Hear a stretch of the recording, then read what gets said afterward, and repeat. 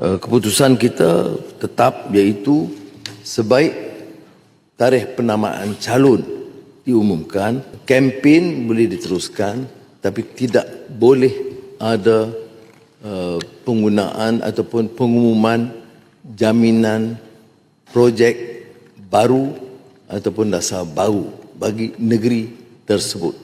Dan ini adalah peraturan yang saya semak dengan Seksyen 24B Akta Kesalahan Pilihan Raya 1954 Akta 5 dan disahkan oleh SPR. Jadi kalau ini terpakai bagi projek baru. Ada masalah dibangkitkan kerana projek diteruskan. Itu kalau ikut peraturan memang dia boleh. Terusan projek yang sedia ada tidak boleh menggunakan jentera untuk mengumumkan projek baru untuk masa kempen. Sama ada di peringkat bandaraya atau kerajaan negeri atau juga kerajaan persekutuan. Soal ini dibangkitkan soal etika. Etika ini ikut tafsiran siapa. Ya.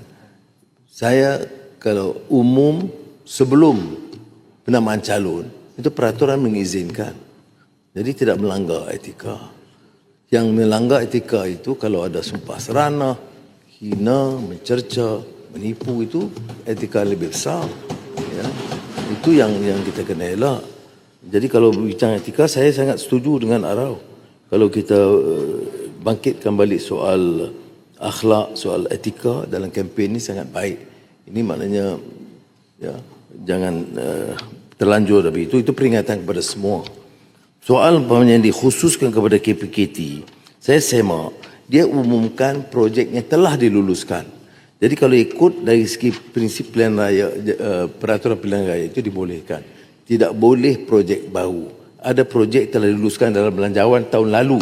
Kemudian kita tekankan dan ulang, itu tidak ada kesalahan. Dari peraturan pilihan raya saya semak dari segi undang-undang dan juga pada SPR tentang akta kesalahan pilihan raya.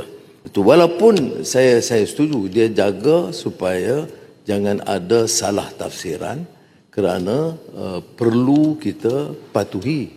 Ya, undang-undang ni kita lulus di sini, jadi kita cuba patuhi. Jadi yang itu saya setuju. Cuma untuk melihat sama ada kesalahan dari segi undang-undang, itu kalau tidak ada dalam peruntukan, sama ada dalam belanjawan yang diluluskan ataupun yang telah dalam kerangka kementerian masing-masing, itu memang kesalahan.